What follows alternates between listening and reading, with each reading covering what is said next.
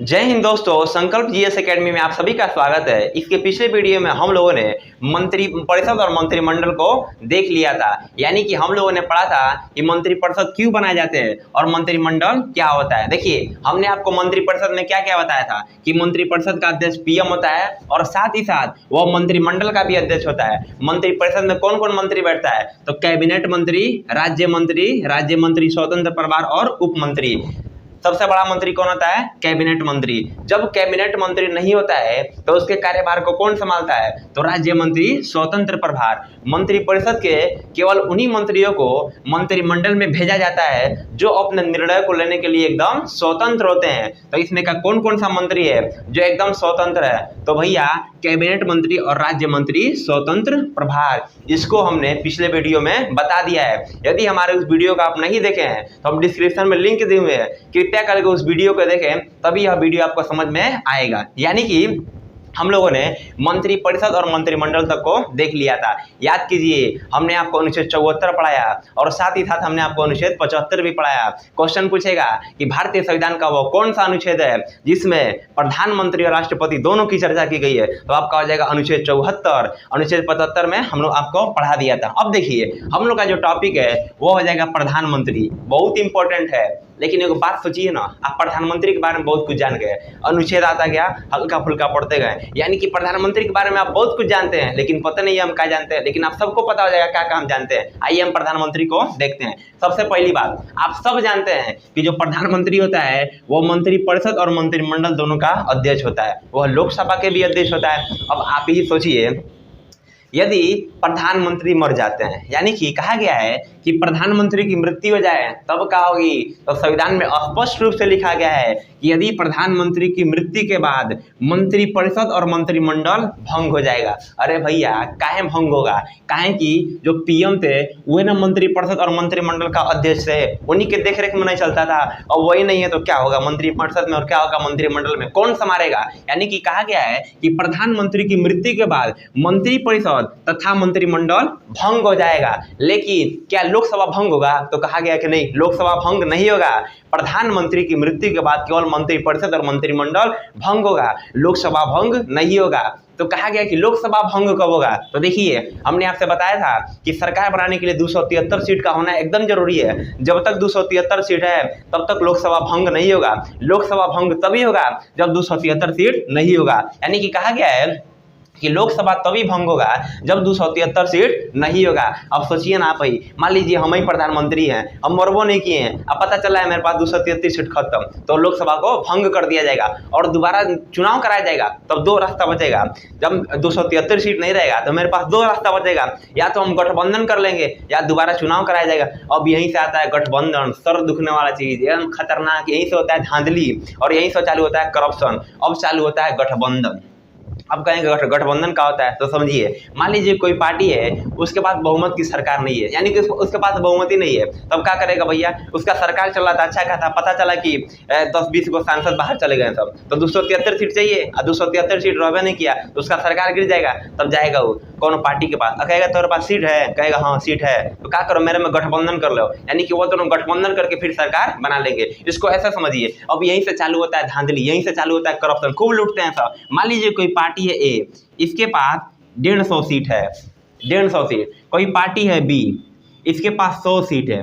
और कोई पार्टी है सी, इसके पास आपका सीट है 30 सीट है। अब आप बताइए, सरकार बनाने के लिए कितने सीट की आवश्यकता होती है? तो आप कहेंगे 273 सीट रहेगा तो आपका सरकार बन जाएगा। क्या आप ही बताइए कि इन तीनों में से किसी का सरकार बन पाएगा? नहीं बन पाएगा। यहाँ क्या करना पड़ेगा? तो गठबंधन करना पड़ेगा। गठबंधन बोले तो इन तीनों को मिला के सरकार को बना दीजिए। तब कहेंगे सब ए वाला, बी वाला, सी वाला, ये हम तीनों मिल जाते हैं और सरकार बना लेते हैं। तो अब सरकार बहुमत की सरकार नहीं कहलाएगी। यदि किसी एक पार्टी के पास 273 सीट रहता है तो उसको बहुमत का सरकार कहते हैं। लेकिन कई ठो पार्टी मिलकर 273 बनाते हैं तो उसको हम गठबंधन का सरकार कहते हैं। तो क्या यह बहुमत की सरकार है? तो बहुमत की सरकार नहीं है, यह गठबंधन की सरकार है। अब ए और बी और सी मिलकर सरकार को बना लेंगे सब। अब राष्ट्रपति साहब कहेंगे कि देखो ABC, तुम लोग तो सरकार बना लिए, अब डिसाइड कर लो कि कौन प्रधानमंत्री बनेगा। तो अब तीनों में से कोई भी डिसाइड करके कोई भी प्रधानमंत्री बन जाएगा। कोई गृह मंत्रालय ले लेगा, कोई रेल मंत्रालय, कोई शिक्षा मंत्रालय, यानी कि अब सब अपने में मिलकर मंत्रालय को बांट लेंगे। सब अब भैया गठबंधन की सरकार, यहीं से धांधली चालू, खूब लूटते हैं सब, पता है ना क्यों। अब मान लीजिए ए वाला लूट लिया, देश को लूट लिया, तो बी वाला कुछ नहीं बोलेगा, बी और सी वाला कुछ नहीं बोलेगा। जानते हैं सब कि हम कुछ बोलेंगे ना, निकल जाएगा ए वाला, पार्टी टूट जाएगा, सरकार बिखर जाएगी। इसीलिए ना इसमें से अगर कोई भी करप्शन करता है, कोई भी लूटपाट करता है, तो कोई किसी को नहीं बोलता है। क्यों? क्योंकि सरकार गठबंधन की है, बहुमत की नहीं है। इसलिए आप देखे भी होंगे कि जो सरकार बहुमत की नहीं होती है उसमें बहुत खतरनाक धांधली होता है, लेकिन जो सरकार बहुमत की होती है उसमें उतना करप्शन नहीं होता है। इसी को कहते हैं बहुमत। समझ रहे हैं ना बहुमत किसे कहते हैं? तो देखिए बीजेपी ने बहुमत किया और कांग्रेस ने बहुमत किया। अब आप ही बताइए, क्या मोदी जी का सरकार है? नहीं भैया, किसका सरकार है? एनडीए का। क्वेश्चन पूछेगा कि बीजेपी के नेतृत्व में किया गया गठबंधन कौन सा है भैया? तो एनडीए। एनडीए को क्या बोलते हैं? इसको हम हिंदी में राजग बोलते हैं, यानी कि राष्ट्रीय जनतांत्रिक गठबंधन के नाम से जानते हैं। यानी कि मोदी जी का सरकार नहीं है, किसका सरकार है भैया? एनडीए का सरकार है, यानी कि एनडीए से साथ गठबंधन कर लिए हैं। इसी तरह कांग्रेस के नेतृत्व में किया गया गठबंधन यूपीए है, जिसको हिंदी में हम संयुक्त प्रगतिशील गठबंधन के नाम से हम जानते हैं। यह था आपका प्रधानमंत्री। समझ रहे हैं ना?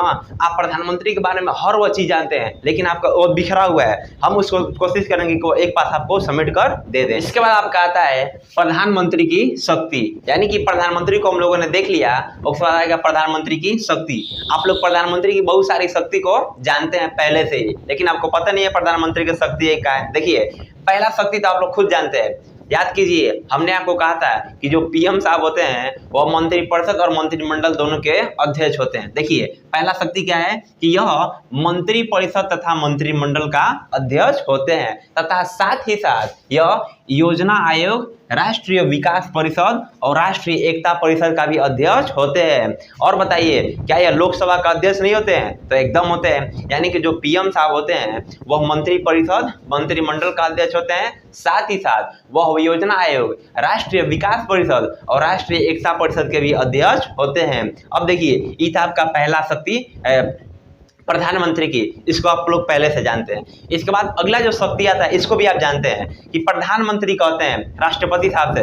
देखिए मंत्रियों की नियुक्ति करना है, कैग की नियुक्ति करना है या महान्यायवादी की नियुक्ति करना है, तो कौन करेगा भैया? तो राष्ट्रपति साहब करेंगे। लेकिन सलाह कौन देगा? तो प्रधानमंत्री साहब कहते हैं, ए राष्ट्रपति साहब, ए महाराज, हम कैग का आप नियुक्ति कीजिए। अब आप कहेंगे कि कैग सीएजी क्या होता है, अटॉर्नी जनरल क्या होता है, इसको जस्ट इसके बाद ही हम पढ़ाएंगे। देखिए कैग की नियुक्ति कौन करता है? तो भैया राष्ट्रपति साहब कहते हैं। किसके कहने पर? तो प्रधानमंत्री के कहने पर। यानी कि प्रधानमंत्री कैग की नियुक्ति कराते हैं, अटॉर्नी जनरल की नियुक्ति कराते हैं और मंत्रियों की भी नियुक्ति कराते हैं। नियुक्ति कौन करता है? तो राष्ट्रपति साहब कहते हैं, लेकिन प्रधानमंत्री खाली सलाह दे देते हैं। और देखिए ये था आपका प्रधानमंत्री की शक्ति। क्वेश्चन एक बार पूछा था कि संसद के सदस्य, यदि आप संसद के सदस्य नहीं है तो आप कितने महीना तक मंत्री रह सकते हैं? तो भैया 6 महीना तक। बिना आप वोट के आप 6 महीना तक मंत्री रह सकते हैं, बिना संसद के सदस्यता को लिए हुए। ऐसा हुआ भी है। यानी कि क्वेश्चन पूछेगा कि क्या आप संसद के सदस्य नहीं है तो आप मंत्री बन सकते हैं? एकदम बन सकते हैं। आप प्रधानमंत्री तक बन सकते हैं। कितना दिन? तो 6 महीना तक आप प्रधानमंत्री रह सकते हैं, लेकिन 6 महीना के भीतर आपको संसद की सदस्यता लेनी पड़ेगी, तभी आप मंत्री रहेंगे, वरना आपके पद से आपको हटा दिया जाएगा। यह था आपका प्रधानमंत्री की शक्ति। ये सब आप जानते थे पहले से, लेकिन दिमाग में इधर उधर घूम रहा था। अब आप इकट्ठा कर लिए, इसको ध्यान से समझिएगा, यह बहुत इंपॉर्टेंट है, हमेशा ये एग्जाम में पूछे जाते हैं। इसके बाद आपका आता है उप प्रधानमंत्री। जैसे हम लोग राष्ट्रपति पढ़े तो राष्ट्रपति के जस्ट बाद हम लोगों ने उपराष्ट्रपति पढ़ लिया। यानी कि राष्ट्रपति का बैकअप कौन देता था भैया? उपराष्ट्रपति देते थे। जब राष्ट्रपति देश छोड़ के कहीं चल जाते थे, अच्छा राष्ट्रपति की मृत्यु हो जाती थी तो उनका पद तो खाली रहेगा नहीं, तो किसको बैठाते हम? तो वाइस प्रेसिडेंट को बैठा देते थे। इसीलिए हम लोगों ने इसका पहले क्या पढ़ा? तो प्रधानमंत्री पढ़ा। तो भैया बैकअप के लिए किसी ना किसी को रखना पड़ेगा ना, तो हम लोग पढ़ेंगे लोग उप प्रधानमंत्री। देखिए ये जो उप प्रधानमंत्री हैं इनकी संविधान में कोई भी स्पष्ट रूप से चर्चा नहीं है। जब सोचिए, जब संविधान में चर्चा ही नहीं है तो क्या इनका पद बहुत बड़ा पद होगा? कोई बड़ा पद नहीं है, छोटा मोटा पद रहता है। यानी कि इनकी जो चर्चा है वो संविधान में स्पष्ट रूप से नहीं की गई है। कहा गया है बैकअप के लिए इनको बनाया गया। जैसे आपको नहीं बताए थे राष्ट्रपति न रहे तो उपराष्ट्रपति को बैठा दीजिए, जिला में डीएम साहब नहीं है तो एसडीएम साहब को बैठा दीजिए। उसी तरह इनको यदि देश में प्रधानमंत्री नहीं है, माने देश का प्रधानमंत्री विदेशी दौरा पर चले गए हैं, चाहे उनकी मृत्यु हो जा रही है, ताकि पद तो खाली नहीं रहेगा ना, बहुत बड़ा पद होता है प्रधानमंत्री का पद, छोट मोट पद नहीं होता है, तो किसको बैठाया जाएगा, तो उप प्रधानमंत्री को बैठा दिया जाएगा। फिर आपके दिमाग में क्वेश्चन आएगा, ए महाराज मान लीजिए प्रधानमंत्री साहब मर गए, खत्म, जो उप प्रधानमंत्री हैं विदेशी दौरा पर गए, तब क्या होगा, तब कहा गया कि रे भैया तो उस कंडीशन में आप गृह मंत्री को प्रधानमंत्री का पद पर बैठा दीजिए, वही सारे काम को करेंगे। यानी कि देख रहे हैं ना, संविधान में खाली जगह को नहीं छोड़े हैं, एक बाई एक स्टेप को बढ़ा के बैकअप को बना दिया गया है, यानी कि कोई भी पद खाली नहीं रहेगा। तो देखिए यह जो उप प्रधानमंत्री हैं इनकी संविधान में स्पष्ट रूप से कोई भी चर्चा नहीं की गई है, याद रखिएगा, ये बहुत इंपॉर्टेंट क्वेश्चन है। अब देखिए तो भैया उप प्रधानमंत्री को बनाया क्यों जाता है, क्वेश्चन आखिर है ना, जब इनका कोई औचित्य नहीं है तो बनाया आपने क्यों, तो देखिए इनको राजनीतिक फायदा के लिए बनाया जाता है। अब आप कहेंगे राजनीतिक फायदा माने, तो समझिए इसको, मान लीजिए कोई पार्टी है ए, इसके पास 250 सीट है, 250 सीट, आप बताइए क्या सरकार बना पाएगा, ये नहीं बना पाएगा। क्यों नहीं बना पाएगा, सरकार बनाने के लिए इसे 273 सीट का होना एकदम जरूरी है। अगर लगा 250 सीट है, अब एक सीट देने के लिए कोई तैयार नहीं है, हम सीट नहीं देंगे, कौन करा हम सीट में नहीं देंगे, तब तक एक पार्टी आता है और क्या कहता है कि देख महाराज तुम्हारे पास सरकार बनाने के लिए उतना सीट नहीं है, तुम मान लीजिए कोई पार्टी है बी, इसके पास सीट है आपका 30 गो, इसके पास सीट है 30, तो देखिए बी वाला कहेगा ए वाला से, देखिए महाराज मानते हैं मेरा जो सीट है इसकी संख्या बहुत कम है लेकिन वैल्यू बड़ी ढेर है, काहे कि हमारा सीट तो कम है लेकिन ये सीट बस तुम सरकार बनाओगे, इसलिए तुम तो बन जाओगे प्रधानमंत्री लेकिन हमको उप प्रधानमंत्री बना दो। देखे ना राजनीतिक फायदा, ये इसी को बोलते हैं राजनीतिक फायदा। भले से सीट की संख्या कम है लेकिन वैल्यू तो देखिए मिल के बना लेगा सरकार, 280 सीट हो जाएगा, चाहिए कितना 273, सरकार बन जाएगा, इसी को कहते हैं राजनीतिक फायदा। देख लीजिए ना, मान लीजिए बीजेपी का ले लीजिए, मान लीजिए मोदी जी का कोई पार्टी बीजेपी के पास सीट है 260 सीट है बीजेपी के पास, तो क्या मोदी जी प्रधानमंत्री बन सकते हैं, नहीं बन सकते हैं। अब पता चल रहा है कि बीजेपी को कोई अपना सीट देने के लिए तैयार नहीं है, तब आएंगे उत्तर प्रदेश से अखिलेश यादव जी और कहेंगे क्या महाराज सुनिए आप मेरे पास ना 20 गो सीट है ले लीजिए, लेकिन ये बात समझिए ना आप, हमारा जो सीट है ओकर संख्या 20 गो है, लेकिन ये बात जान लीजिए जब तक हम 20 गो नहीं देंगे ना तब तक आपका सरकार नहीं बन पाएगा। तो देखिए आप तो बन जाएंगे प्रधानमंत्री लेकिन हमको तो उप प्रधानमंत्री बनाइए दीजिए, तब क्या उनको उप प्रधानमंत्री बना दिया जाएगा। इसी को बोलते हैं राजनीतिक फायदा। समझे ना राजनीतिक फायदा क्या होता है। तो उप प्रधानमंत्री का पद क्यों बनाया जाता है, तो राजनीतिक फायदा के लिए उप प्रधानमंत्री का पद बनाया जाता है। अभी तक कितने उप प्रधानमंत्री हुए हैं, तो 7 गो प्रधानमंत्री हुए हैं। कौन कौन भैया, तो सरदार पटेल बहुत महान आदमी थे, मोरारजी देसाई, चौधरी चरण सिंह, इन्हें किसानों का मसीहा कहा जाता था, जगजीवन राम, बीबी चौहान और देवीलाल और लाला कृष्णा अडवाणी, यानी कि ये 7 उप प्रधानमंत्री अभी तक बने हैं लोग। यह था आपका उप प्रधानमंत्री। क्या इसका कोई औचित्य है, क्या इसका संविधान में कोई स्पष्ट रूप से चर्चा है, तो इनकी चर्चा नहीं की गई है। आखिर बनाया क्यों जाता है, तो राजनीतिक स्थिरता के लिए इन्हें बनाया जाता है। यह था हम लोग का उप प्रधानमंत्री। इसके आगे हम लोग पढ़ेंगे लोग अनुच्छेद 76। देखिए हमने आपको अनुच्छेद 74 और अनुच्छेद 75 को बता दिया था, अनुच्छेद अब 76 को हम लोग देखेंगे। यानी कि अनुच्छेद 76 में अटॉर्नी जनरल महान्यायवादी की चर्चा की गई है, जो बहुत ही इंपॉर्टेंट है, इससे हमेशा क्वेश्चन पूछे जाते हैं। हम आपको बताएंगे कि आखिर जो सेंट्रल गवर्नमेंट है उसको सलाह कौन देता है, तो अटॉर्नी जनरल सलाह देती है। इसकी चर्चा हम नेक्स्ट वीडियो में करेंगे। आज के लिए इतना ही। आप हमारे साथ निरंतर बने रहे। यदि हमारे वीडियो आपको अच्छे लग रहे हैं तो वीडियो को लाइक कीजिए और हमारे चैनल को सब्सक्राइब कीजिए। मिलेंगे नेक्स्ट वीडियो में, तब तक के लिए जय हिंद।